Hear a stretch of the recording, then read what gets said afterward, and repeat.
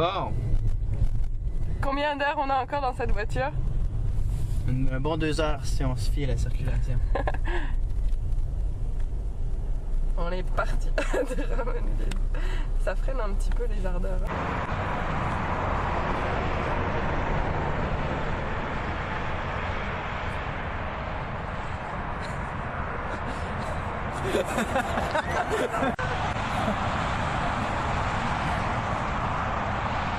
Vous avez l'air tellement niais.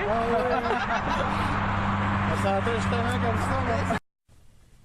Alors, c'est la fin de la première journée de la tournée du Québec. On a rencontré le Forum Jeunesse, puis ça a été vraiment bien.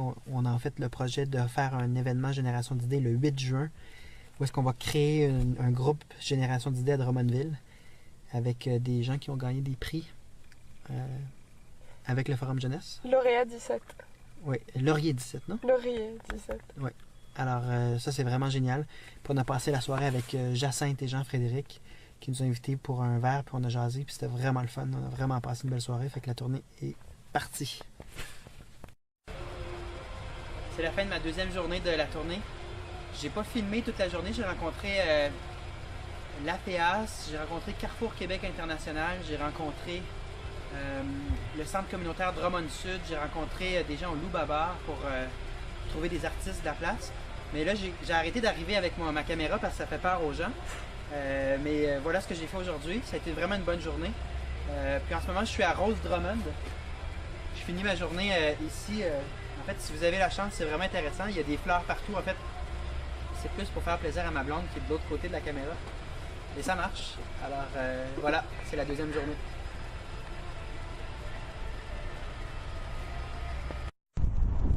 Ma blonde était tellement inspirée par les fleurs qu'elle voulait un super romantique.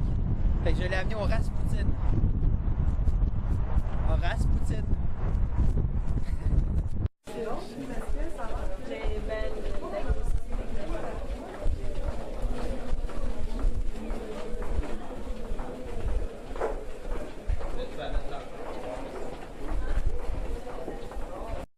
On laisse les gens qu'on fait, on n'est pas de journalistes. C'est toi qui décides de publier, tu nous envoies le texte, puis on a des critères de sélection, mais on publie toutes sortes de monde que finalement on n'a jamais rencontré. C'est super spontané, ça se soulève un peu comme Wikipédia, tu t'envoies des informations. Ouais, c'est même Wikipédia. Même chose. Okay. Puis là, on veut faire un sommet. On veut que de chaque région viennent des jeunes. En sommet, on va établir 5 priorités pour la génération Y. Paul Saint-Pierre Plamondon, qui est un de nos invités également, vous expliquer c'est quoi la génération Y pour lui. C'est en fait, il y a quelques mois, à l'automne dernier, j'ai eu la chance de recevoir à droite au but les 3 cofondateurs de Génération d'idées. Et jusqu'à il y a quelques semaines, quand Paul m'a téléphoné pour nous mentionner en fait qu'il s'en allait dans une tournée des régions, je lui ai proposé de faire quelque chose de spécial, de faire une émission de radio avec différents intervenants, qu'on puisse échanger et prendre position sur différents sujets. Et avant de passer la parole à Paul Saint-Pierre, on va présenter les différentes personnes qui ont accepté d'être avec nous aujourd'hui. Donc, Caroline Lamoureux La Rochelle, qui est notaire, qui n'est pas un défaut selon elle, qui est également membre du conseil d'administration des jeunes entrepreneurs du Centre du Québec. Bonjour Caroline. Bonjour. Karine Bélanger également, qui est conseillère en communication ici au Cégep de Drummondville, qui vient d'impliquer également avec le triathlon ici, je pense, à Drummondville, c'est bien ça? Bonjour Caroline. Karine, pardon. Bonjour. Également Gisèle Denoncourt, qui est la directrice de l'Auberge du Cœur Habitation. Bonjour Gisèle. Bonjour Marc. Et également, désolé pour mes notes, Daniel Grenier, qui est un des jeunes également, je pense, qui est actuellement à l'Auberge du Cœur actuellement. Ouais. Bienvenue, merci d'avoir accepté l'invitation. Et on garde peut-être la cerise pour le dessert. Paul Saint-Pierre Plamondon. Bonjour Paul. Ça va? Qui est un des cofondateurs, en fait, avec Mélanie Joly et Stéphanie Raymond Bougie. Raymond Bougie, effectivement. Les 3 fondateurs de Génération d'idées. Mais avant, Martin, si vous me permettez, la principale question, c'est quoi Génération d'idées, d'abord et avant? Génération d'idées, c'est un groupe de réflexion qui a été lancé assez spontanément en 2006, début 2007. Ça a donné une revue qui a été lancée pour la première fois en mai 2008. Je vais vous la montrer. Celle-là. Oui, donc elle s'intitule « Sortir des rangs ». Et on voulait donner la parole à la génération Y et la responsabiliser vis-à-vis les enjeux et les défis que notre génération va avoir à surmonter, puis les thèmes des revues, parce qu'on se dirige vers notre 4e revue. Chacune a des thèmes vraiment typiques de notre génération. Dans le premier, on parle de la conciliation travail-famille, on parle des transports en commun. Dans le deuxième, on parle de l'environnement. Dans le troisième, on parle du vieillissement de la population. Donc, des thèmes qui sont importants, puis qu'il faut qu'ils soient discutés entre notre génération pour savoir c'est quoi notre plan de match, à quoi on aspire, qu'est-ce qu'on a comme objectif comme génération. Et voilà, le projet est lancé.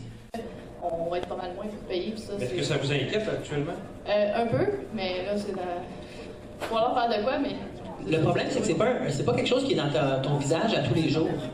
Et donc, c'est comme flottant, c'est théorique, puis les gens te disent, ben il va peut-être arriver quelque chose. Puis pourtant, c'est arrivé au Japon, une récession basée sur un trou démographique. Là, au début 2000, le Japon s'est complètement écrasé. Puis ils ont payé les conséquences pendant encore, en fait, ils en payent encore les conséquences.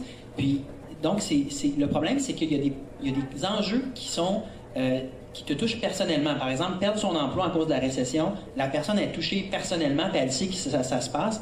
Mais des questions comme l'environnement, puis la démographie, c'est tellement flottant qu'il y a moins de mobilisation, il y a moins de gens qui en gèrent, mais c'est pas moins important. Ça va nous affecter tous collectivement. Et c'est pour ça qu'il faut au moins prendre l'initiative d'avoir une discussion en espérant trouver des solutions. Vous écoutez toujours Droit au but à CJRD 88,9, une émission qui était enregistrée au Cégep de Drummondville. C'est une problématique.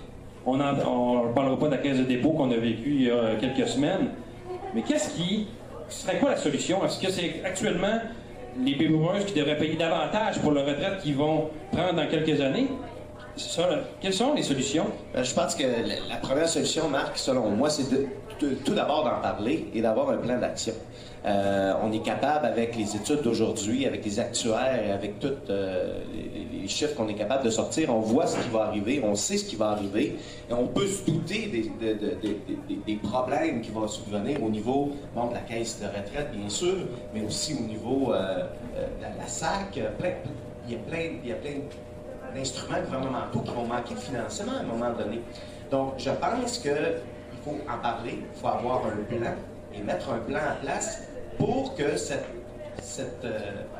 courbe démographique-là qui va arriver d'ici quelques années, qu'on soit prêt et qu'on ait déjà des solutions à mettre en place. On a quand même vu... Ce que je voulais dire, c'est que la génération des baby boomers, le lien avec le travail n'est pas le même que l'autre génération dans le sens que si je regarde mes parents, ils se valorisent que par le travail.